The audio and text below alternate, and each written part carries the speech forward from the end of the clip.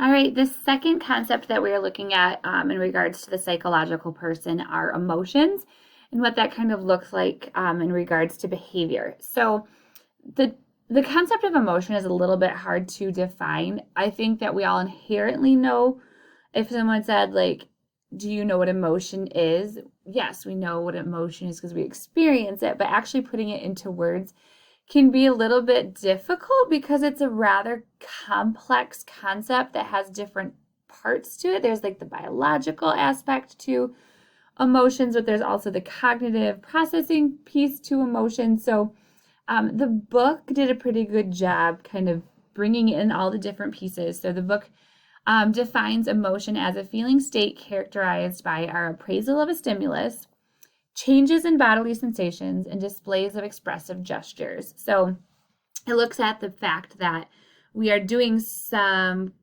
cognitive work about what's going on in our environment. Our brain then sends neurotransmitters through our brains to different components of the brain that can result in some bodily sensations and physical symptoms. But we also do an outward demonstration at times of the emotion that we're feeling. So whether it's like an angry explosion, crying, screaming, those types of things. So there's a physical manifestation that's attached to emotions as well. So it's kind of a three-pronged definition, but it captures the different things that are occurring when we are referring to an emotion. So some key terms when we are looking at emotions that we want to understand is there is this concept of mood. So a mood is a feeling disposition that is more stable than an emotion. So usually less intense and tied to a specific situation. So an emotion can be a one-time thing or very situational or very reactional. A mood is similar to that, but it's not quite as dynamic, and it's a little bit more long-standing. And so if you're having like your mood, if you're generally like in a happy mood, it lasts a little bit longer than that blip or instance of an emotion. Resilience, and so this kind of goes a little bit with different emotional learning styles and abilities. Resilience is tied in with this because it shows how quickly we can recover from experiencing a negative emotion. So often emotion that's negative is tied to a negative event, and those with higher resilience or emotional resilience is able to go back to some more positive emotions quicker than somebody who has a lower resilience to lower emotional resilience. And then emotional intelligence. So this is the person's ability to process information about emotions accurately and effectively, and consequently to regulate emotions in an optimal manner. So somebody with a high emotional intelligence might be able or would be able to identify a situation that might prompt them to get really angry, but have an awareness that having an angry reaction might have a negative consequence. So like if I was mad that a referee called a bad call and it cost my team a touchdown or something, I know that that's causing me to be angry, but me yelling at the ref is probably going to get me kicked out of the game and not necessarily getting an outcome overturned. So I have a higher emotional intelligence to know not to do that reaction. Someone with a lower emotional intelligence might know that yelling at a ref is not going to change the outcome and might get them kicked out of the game, but it doesn't motivate enough for them to not do the angry outburst, and then they might receive the negative result. So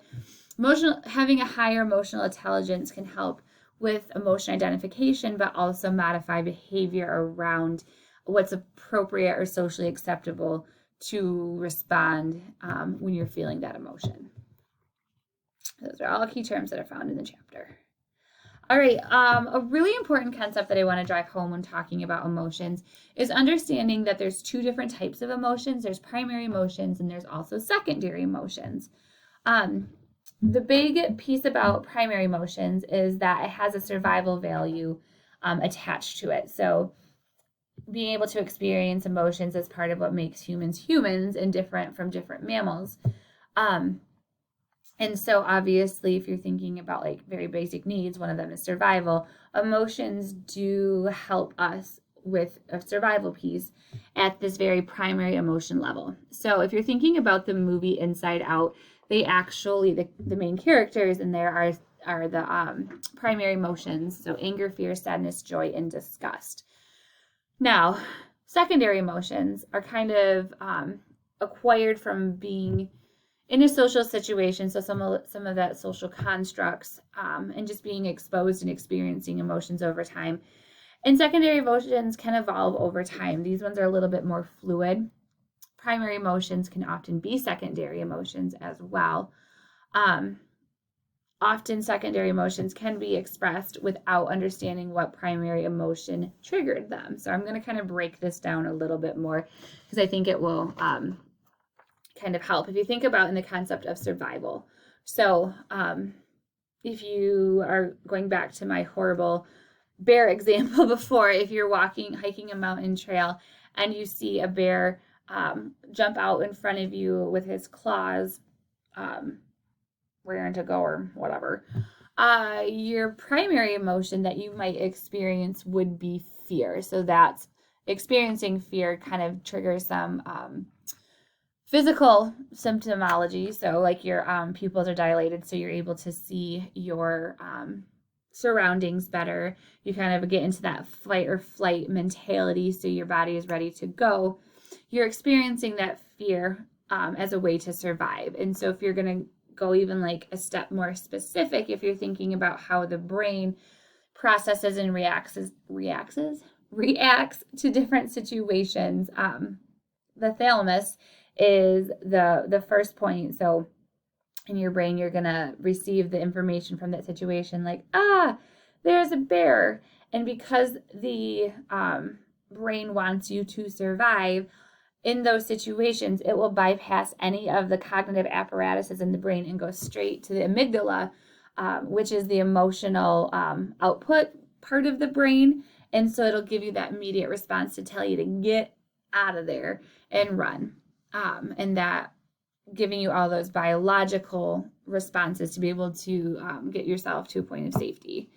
And so that's a really complicated, maybe overly in-depth description of the function of primary emotions, but they're kind of those very raw in the moment, trying to help you to survive. There's not a lot of cognitive reasoning when you're experiencing a primary emotion, because again, the intent and the functionality often of primary emotions is to help you to survive a dangerous or threatening situation. So, like I said, sometimes primary emotions often or can be a secondary emotion as well. So if you are, let's say you got really, really sad about something, the Detroit Lions lost again in the fourth quarter when they were ahead the whole game. You might experience a level of sadness associated with that. However, you then might start to feel really angry that you're sad because they do this to you over and over. And so what did you expect? So the anger kind of builds on top of the initial feeling of sadness that you saw when the Vikings scored a touchdown with 53 seconds left to take the victory away from the Lions. So the sadness is that initial reaction, but then anger is built on top of there in response to thinking more around the initial emotion you felt. So they kind of build on that. If you are a Star Wars fan, you're familiar with Yoda, and he has a quote that kind of actually describes the connection between primary to secondary and how they build on each other. And so he has a quote where he says, fear leads to anger leads to hate, and hate leads to suffering. And so the initial emotion of fear kind of built onto all these different ones and built a complex situation. So those are the difference. There is a really good visual description. This is called the Wheel of Emotion. And so you can see on here you have these base primary emotions, and then you can see the manifestation of different emotions on top of that. So the survival primary response of anger might be because you're feeling more humiliated, because you feel disrespected.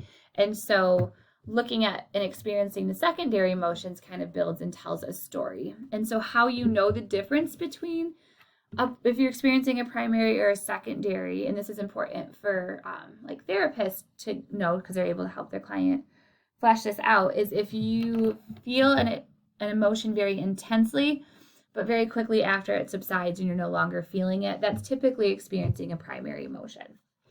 If the emotion tends to build over time and it gets more intense with thought or experience, that tends to be the secondary emotion. And so being able to kind of identify some of those secondary emotions helps build your emotional intelligence and emotional literacy, or being able to put more words to what you're feeling inside, but also understanding that sometimes those secondary emotions that you're feeling are really rooted and triggered in something very different helps you also build your emotional intelligence and literacy because you're getting to the root of the problem.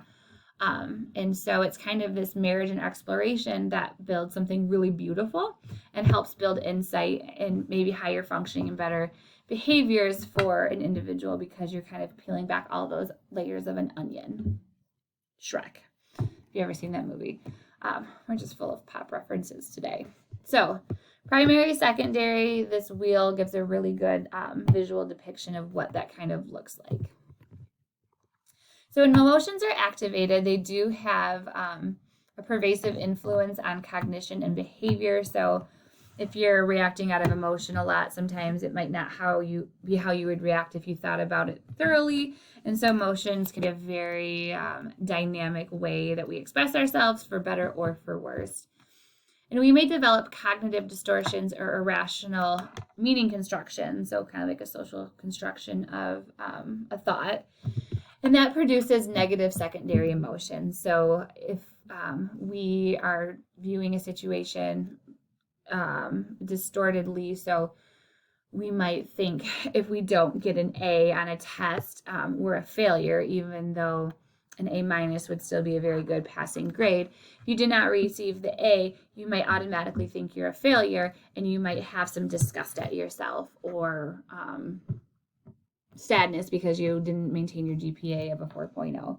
And so that distortion of not accepting anything less than an A, and anything less is considered a failure, that produces some of those negative secondary emotions. So like feeling dissatisfied, go back to this, it might feeling awful, that you're just a despicable human, giving some judgment to yourself, those type of things. This is one of my favorite, yeah, I covered everything there, favorite therapeutic tools. It is called the Wise Mind, and I use this all the time on myself, actually, and I also use it when working with individuals. And so it really highlights that humans and individuals have this rational side of the brain, and also have an emotional side of the brain. And you can't really make wise, well thought out decisions without acknowledging and taking into consideration both. And so I would often have a lot of clients who might swing way to the side of using their emotional brain, and they see and react to all of their experiences with the emotional mind. So maybe not the most rational, maybe not the most healthy, can cause a lot of distress, both mentally and physically. So I would have to challenge them to slow down some of their emotional response and build in some of the cognitive thinking. Like, did that situation really necessitate that response? Am I assuming I know it happens? And so kind of slowing it down and thinking in more of a cognitive way to kind of give that balance where they intersect, where you are identifying and validating what's valid with their emotion, but trying to challenge it a little bit with the cognition to keep it more centered and balanced. And on the flip side, there might be people and individuals who think so cognitively that they forget that they're humans that do experience emotions, and being able to tap into some of their emotions and kind of pulling that out of them and giving them that emotional intelligence and literacy can again bring them to the middle and have a little bit more of a balance. I love this Wise Mind when I'm feeling really overwhelmed. I'm like, okay, how can I think rationally about this? I tend to live over here. more so than over here. And so we really want to help ourselves, our individuals, our communities achieve some of that wise mind balance.